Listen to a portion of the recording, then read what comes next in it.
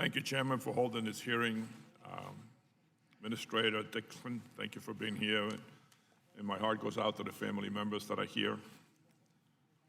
Later on, we're going to be hearing from Ed Pearson, who oversaw a portion of the 737 MAX final assembly at the Renton plant in Washington State.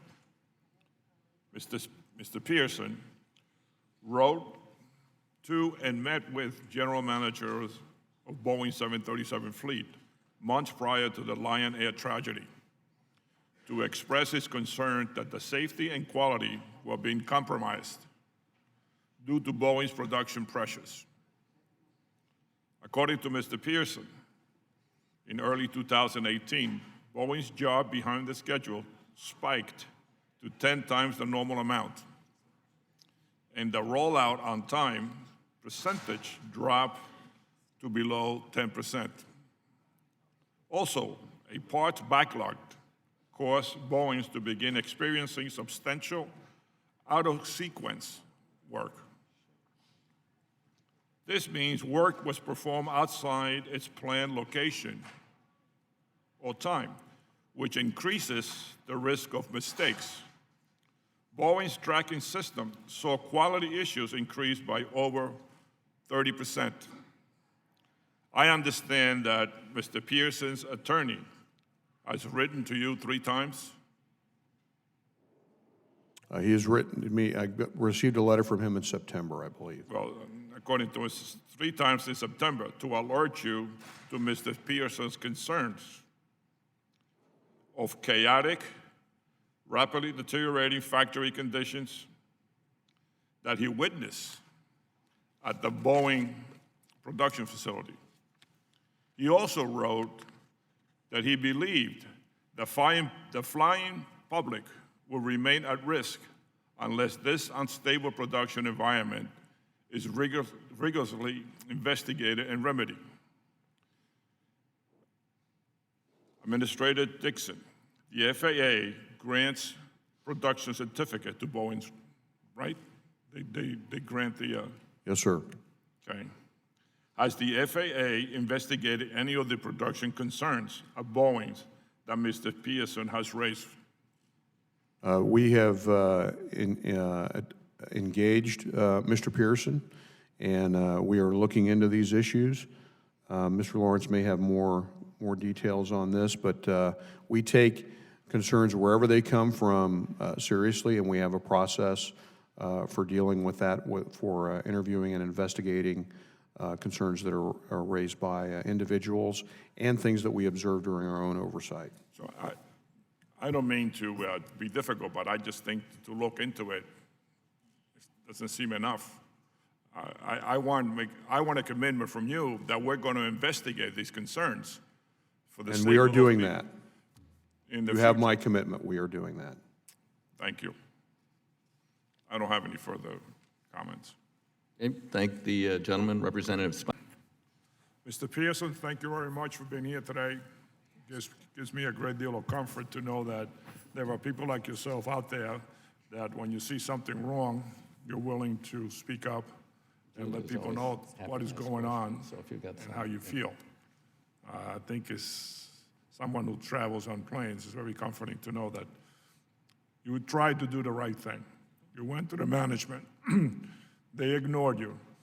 And this morning, I just can't believe that after all we have gone through this morning, we finally got a commitment from Mr. Dixon that they're going to investigate all your emails and the reasons that it happened. So that's amazing to me. After all this time, it took this hearing for them just to even look and investigate what your comments were. So I thank you. You're welcome, Congressman. It's just the right thing to do. Was this pressure unique on employees at Boeing, or was just this because of the 737 MAX and they had to get them out? Or was this something that was all the time at Boeing? Is this the culture, just keep pressuring the employees to push, push, push? In my experience at Boeing, The other positions I was in at Boeing, I didn't see that. It was, in my vantage point, it was the factory, it was in the production facility. That's where just the pressure and the schedule and scheduling. You know, in 30 years in the military, I never saw that level of schedule pressure being put on people. And, you know, when you put people in that kind of pressure and they're tired, mistakes are made. And I think that Doctor would agree with that.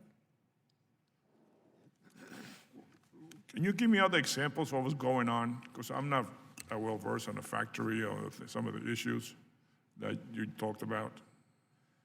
Well, What you saw. that maybe you it'd be saw that best was to just wrong. very quickly give a, you know, as in the factory, you know, everything is planned. Everything's planned and it's supposed to be done in accordance with our FAA-approved production certificate.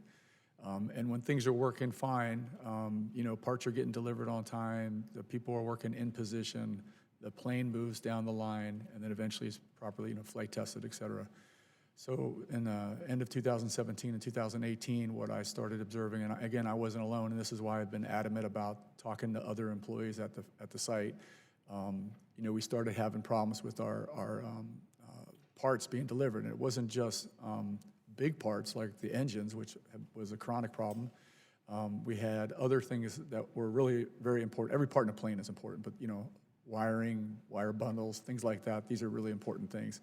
And this starts to lead to a lot of out-of-sequence work, and so resources are stretched. You know, people that are used to working in one position or two are now being asked to kind of work all the way down through the factory and maybe even outside. And of course, that means their managers are also stretched, and the equipment's stretched.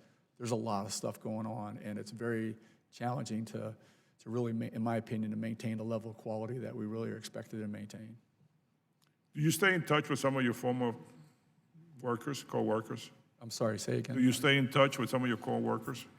You know, I have a lot of friends at Boeing, and I, for the most part, haven't, with the exception of 2 employees that I've been in contact with, I decided it wasn't really the right thing to do to talk to them about what I was trying to do and get the investigators to go look. So I haven't really talked to them. Because I was just wondering if that same practice continues today. What you observed while you were there, has anything changed? That's a great question. Again, I'm really encouraged the FAA is going to go in and do a thorough investigation, talk to employees.